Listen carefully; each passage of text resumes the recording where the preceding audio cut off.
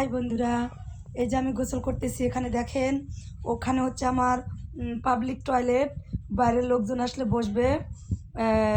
যার যার পার্সেলেন বাথরুমে তো কাউকে ঢুকতে দেয় না, তারপরও আমি পাবলিকের জন্য বাথরুম করে দিছি। দেখেন, এখানে বাইরের থেকে লোকজন আসলে বসতে পারবে। যেমন রাস্তাঘাটে সবারই তো প্রবলেম থাকতেই পারে। আমাদের বলি, আমি একদিন দিনাজপুর ডিস্ট্রিক্ট গেছিলাম, একটা ভর্দ বাড়ি, অথচ মনটা অভর্দ। কারণ কোনো বোনটাও কিন্তু আমাকে হেল্প করেনি, যেহেতু টাউনের ভিতর বাসা। সেখানে আমি বাথরুমে যেতে চাইছিলাম, কিন্তু বাথরুমে আসলে শহরের লোকগুলো খুব ছোট মন, মানে ওদের মন আছে, সরি মন নেই, ধন আছে মন নেই। কিন্তু এই যে আমাকে দেখছেন, আমার মন আছে কিন্তু আমার ধন নেই। সেটা বড় কথা না, বড় কথা হচ্ছে এটাই যে ওনাদের আমি কিন্তু বাথরুমটা আগেই দিয়ে গেছি।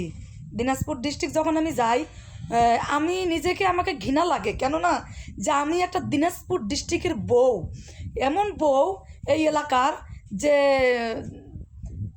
মানে কি বলবো, মানুষকে হেল্প করার মতো তো দূরে থাক, এতটাই নিচ মনের মহিলাটা আর পুরুষটা ছিল। কিন্তু আমি ওখান থেকে আমার বাসাতে এসে আমি এই সেই কাজটা করে ফেলাইছি। যাই হোক, এটাও লজ্জিত কথা বলতে আমার কষ্ট লাগছে।